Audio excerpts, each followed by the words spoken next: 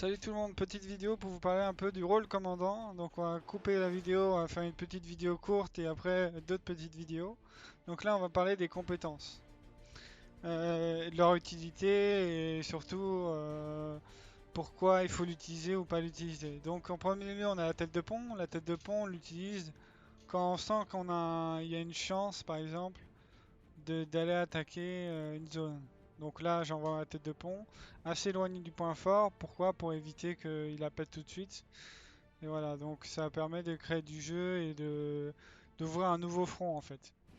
Voilà, c'est simple. On ouvre un nouveau front à notre infanterie et donc on balance une tête de pont. On a le démantèlement d'une garnison. Le démantèlement d'une garnison, c'est simple, c'est juste pour l'enlever. On a un renforcement. Donc en renforcement, ça permet de faire x2 si un soldat est sur le point fort. Donc il compte pour 2 au lieu d'un. Ça permet de bien contester un point fort. C'est très utile dans des cas extrêmes, dans des situations où on est en train de perdre le point. Et qu'on a peu d'hommes qui sont sur le point fort, mais on en a quelques-uns et d'autres qui sont en train d'arriver. On le balance comme ça, il compte double.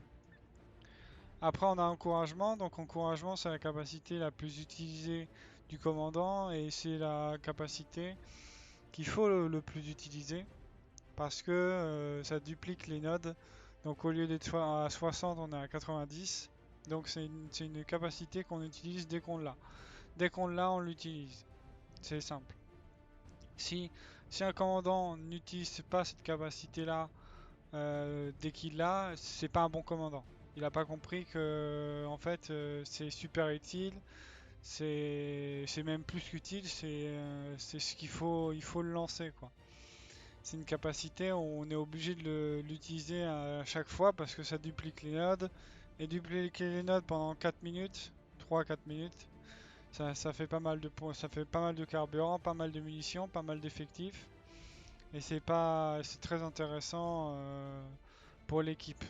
Donc que ce soit pour l'artillerie, que ce soit pour les canons, que ce soit pour les chars, et que ce soit pour le commandant. C'est une capacité qu'il faut utiliser dès qu'on l'a. On a les conversions en carburant en munitions, parce que comme on est de l'effectif, on convertit de l'effectif en carburant ou de l'effectif en munitions. Ce qu'on ne fait généralement jamais, parce qu'il n'y a pas besoin.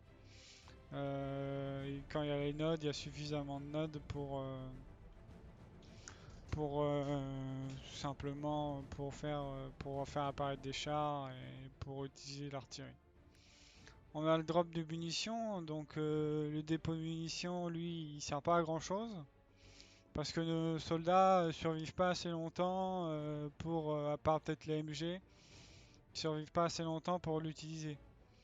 Et donc il y a peu d'intérêt de l'utiliser, c'est même pas intéressant de l'utiliser. Il y a des équipes qui ont essayé de l'utiliser et essayer de le balancer dans la foule pour que tout le monde s'équipe. C'est pas mal pour des grenades, pourquoi pas, mais je sais même pas si on peut se recharger aux grenades dessus, mais normalement je suppose que oui.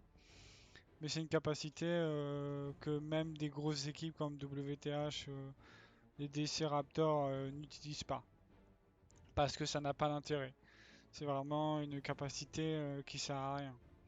Après on a le largage, donc le largage ça c'est quelque chose qu'il faut user et en abuser. Parce que ça permet de créer des garnisons, ça permet de créer des garnisons dans le dos de l'ennemi. Voilà, c'est pas si mal, c'est plutôt utile. Après, on a l'avion de reconnaissance. Donc, l'avion de reconnaissance, c'est simple, hein, ça permet juste de faire apparaître tous les petits points rouges, ou les véhicules et les chars sur la carte. Donc là, par exemple, si j'attaque, si je suis en train d'attaquer, je vais mettre des marqueurs. Si je suis en train d'attaquer dans ces trois directions-là, et que mes hommes sont sur mes trois marqueurs, bah, je vais l'utiliser comme ça.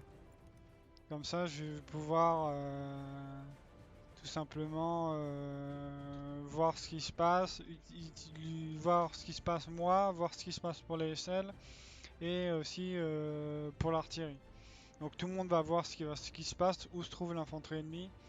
Et là, on peut pilonner de différentes manières. Les chars peuvent jouer différemment en fonction de ce qui a apparu, etc.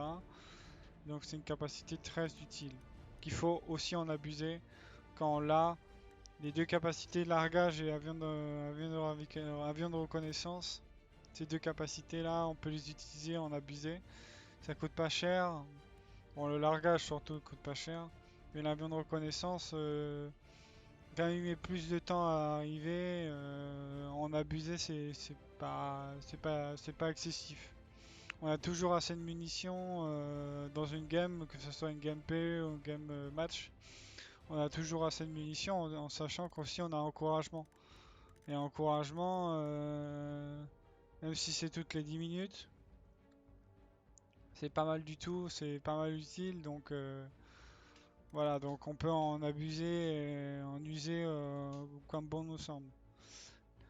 La frappe de précision, elle est intéressante, mais bah, il faut pouvoir l'utiliser, c'est-à-dire il faut pouvoir l'utiliser sur une garnison où il y a un marqueur exact, ou un char sur un marqueur char exact. Souvent, généralement, on l'utilise pas parce que bah il faut des marqueurs vraiment, mais vraiment, faut que le marqueur soit pile sur l'objectif. Il faut pas qu'il soit à côté, à 10 mètres à côté, etc. Parce que même s'il y a un petit rayon, hein, j'aime bien il y a un petit rayon, mais si la garnison se trouve, ouais, je peux pas. Si la garnison se trouve ici, moi qu'on met un marqueur ici ou même ici, bah, vous voyez bien que la frappe elle va pas taper. Même si je la mets comme ça, on va pas toucher la garnison. Par contre, si le marqueur est juste à côté, encore on peut, mais il faut que ça soit précis. Parce que si le marqueur garnison est derrière et ici, donc moi je le balance, je vais vouloir le balancer comme ça, bah je vais pas toucher. Voilà. C'est à peu près là le problème, c'est la frappe de précision, il faut pouvoir l'utiliser quand le marqueur est exact. Mitraillage au sol, c'est marrant en PU, mais ça sert à rien. C'est marrant parce que le seul truc fun avec ça, c'est que on peut tuer des mecs qui sont derrière des murs, etc. Moi j'aime beaucoup faire ça, ça fait comme si j'étais un sniper, où je mets un mitraillage pile derrière le mur, parce que j'ai eu mon avion de Rocco et je mets pile derrière le mur et je sais que je touche. Voilà, petit mitraillage. Et le bombardement, bah, c'est à utiliser dans l'extrême urgence, quand on est en train de cap un point, quand on est en train de perdre un point. Donc dans des situations où on peut faire une balance directe du bombardement. Un bombardement, c'est pas facile à mettre. Parce que il faut savoir où se trouve l'ennemi, donc souvent on le met après un avion de reconnaissance, en sachant que l'ennemi bouge, et si plus il y a de bâtiments, plus le bombardement est inutile. Sur 40 ans, c'est le cas. Il y a trop de bâtiments où l'infanterie peut se mettre dedans et se cacher. Donc c'est le bombardement en fait est efficace, mais surtout dans des cartes ouvertes où tu as peu d'endroits où te cacher. Voilà. Après on a la conversion, comme d'habitude. Et après on a les véhicules. Le Hellstrack, on l'utilise pas assez. Je dirais que c'est dommage, mais il y a un inconvénient en fait à l'utiliser, c'est que si j'utilise 300 de carburant. Et 300 de carburant, ça coûte. Voilà, ça coûte cher et on a besoin de ces 300 de carburant pour les chars.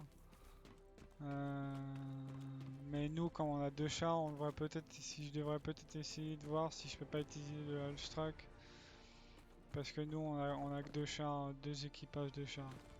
Mais généralement, on l'utilise pas uniquement parce qu'on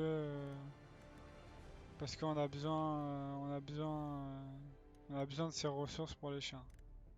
On a le Lodge qu'on n'utilise jamais, qu'on fait jamais apparaître, puisqu'on privilégie le lourd ou le moyen.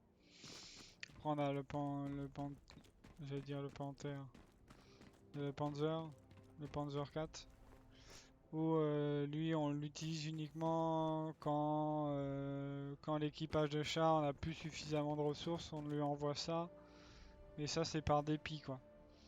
Sinon, d'habitude, on leur envoie toujours un panthère. On privilégie le panthère au tigre d'ailleurs. Je sais pas pourquoi, je vais pas vous mentir, je sais pas pourquoi. Mais tout ce que je vois, c'est que des autres équipes le font. Il faudrait juste que j'ai un peu demandé pourquoi, qu'est-ce qu'il a le Panther de plus ou de moins. J'avais pas eu une vraie réponse convaincante, mais tout ce que je sais, c'est que les équipes préfèrent le Panther au Tigre. Après, le Tigre doit se faire pénétrer plus facilement que le Panther. Ça doit être ça, et voilà quoi. Donc on privilégie le Panther au Tigre. Après, on a le camion de transport qu'on utilise qu'au start, donc on peut utiliser au start si on en a besoin. Euh, mais après, le reste du temps, le reste de la game, on l'utilise pas, c'est pas vraiment quelque chose qu'on a besoin. Le camion de ravitaillement, c'est quelque chose qu'on peut faire apparaître pendant une game. En PU, on le fait apparaître régulièrement, on peut le faire apparaître régulièrement. Mais en match, je suis pas sûr qu'on puisse le faire tout autant. Parce que, encore une fois, il faut que faut que nos chars aient du carburant pour leurs chars lourds. Et si je fais apparaître trop de commandes supply, ça doit coûter. Mais c'est à réfléchir et c'est une réflexion à avoir et à tester. Après, on a le petit véhicule Rockwall. Donc là, on a le Puma. Le M8 pour côté américain. Et ça, bah, du de temps en temps peut nous demander de l'utiliser. Mais généralement, c'est plus des chars lourds qui sont privilégiés qu'un char de Rocco. Après, on a toujours la conversion de ressources. Donc voilà à peu près pour les capacités du commandant. Et on va passer après pour la prochaine vidéo, expliquer qu'est-ce que fait un commandant pendant une game, match, même PU. Parce que ce qui change pas, c'est que ce qu'on voit en PU, ce qu'on voit en match, ce qu'on voit en PU, c'est exactement la même chose, hein. C'est la même chose à un rythme différent et surtout pour des conditions différentes. En PE, en fait, on passe son temps à mettre que des garnisons parce que personne les met. En match, toute l'équipe met des garnisons, mais le commandant reste quand même, ça reste quand même l'une de ses priorités à mettre des garnisons. Et ça, on va en parler dans une prochaine vidéo où je vous dis ça tout de suite. Donc je vous dis à toutes sur la prochaine vidéo.